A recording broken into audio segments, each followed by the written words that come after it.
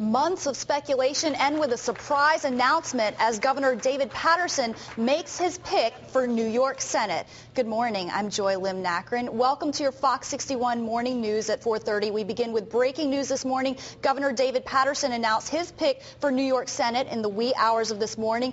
It's New York Representative Kristen Gillibrand. The Republican will fill the Senate seat, which Hillary Clinton left open, and an aide to the governor says the 42-year-old will be named later on today. Gillibrand was one of 3 candidates vying for that job. Others included Representative Carolyn Maloney and Representative Steve Israel. Caroline Kennedy withdrew earlier this week. The New York Times reports her decision to withdraw was based on taxes and a household employee.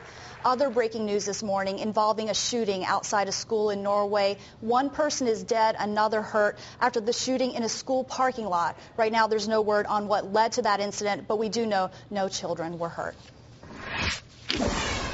Now to a story you saw first here on Fox 61, a disturbing discovery in Rocky Hill. State Police Major Crimes Unit is now investigating. They say a woman's body was found near railroad tracks in a primarily industrial part of town.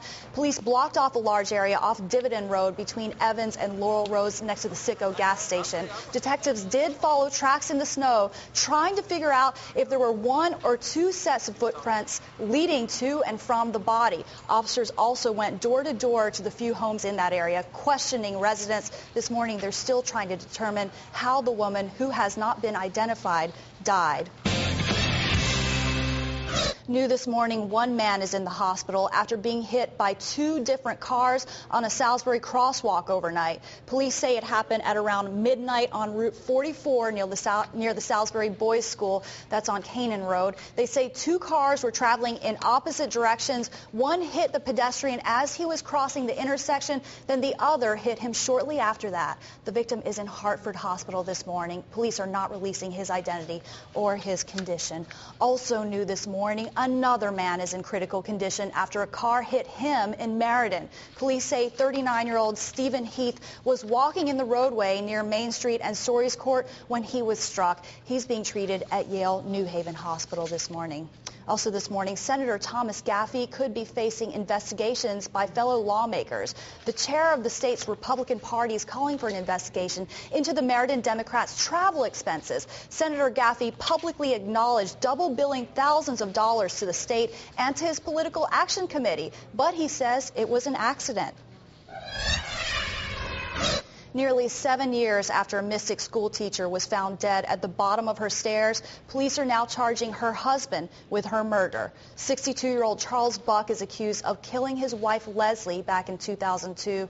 Police say he pushed her down the stairs of their Mystic home, and they say this came just days after a friend of his kidnapped Leslie. Buck was arraigned in New London Superior Court yesterday and taken into custody. At 10:41 this morning, Charles Buck, age 62, of Masons Island Road, Mystic, was taken into custody without incident and has been charged with 1 count of murder. This arrest stems from the May 4th, 2002 incident at 77 Masons Island Road, where his wife, Leslie Buck, was found dead. Stonington police would not comment on what new evidence may have surfaced to lead to the arrest. Pratt & Whitney is the latest business cutting jobs here in Connecticut. The Hartford-based company will eliminate 150 hourly workers by the end of this month. 100 of those cuts will mostly come from Pratt's East Hartford plant. The rest of them will come from plants in Maine. Pratt says workers 55 and older were offered buyouts and have to decide by today whether they'll accept them. United Technologies could cut more jobs as well. The Hartford-based company already cut 5,500 positions worldwide last year, but its chief executive says it may need to cut more in 2009. The company could also close some factories. However, there is one good piece of financial news. Macy's, Nordstrom's, Bloomingdale's, Neiman Marcus, even Saks Fifth are all giving away free cosmetics. That's all part of a settlement from a class action lawsuit which claimed those stores conspired with certain cosmetic brands to keep prices high. The giveaway runs until January 26 or until supplies last, which probably won't be very long with that kind of deal. All right, it's 4:35 this morning. Let's get a look at our forecast with our meteorologist, Joe Fury, today. How are you doing today, Joe? Hi, Joy. Doing just great today. You know, temperatures today, Joy, are going to get up there. We got above freezing for the second time this week yesterday at 34, and now we could get above 40 in a few towns today. How about that? So that's going to feel pretty good.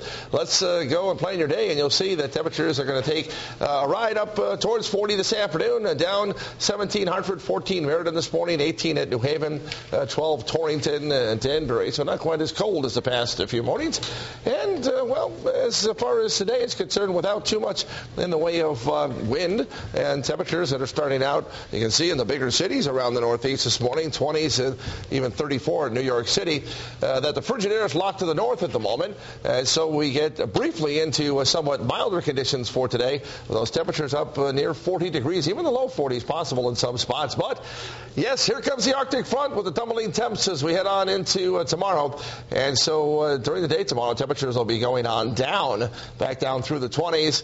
And so today, high 40 inland, 43 at the coast. Look at that, partly sunny.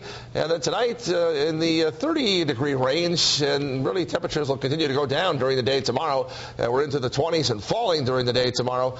And it looks like we'll see temperatures just near 20 with sunshine on Sunday, Joy. How about that? Okay, all right. Just oh, enjoy 20. today. It's not 4, right? So that's it's not 4 this morning, but it will be again. It will be again over the weekend into next week. Morning lows. Okay, thanks a lot, Joe. Well, coming up next, they call it a miracle, but how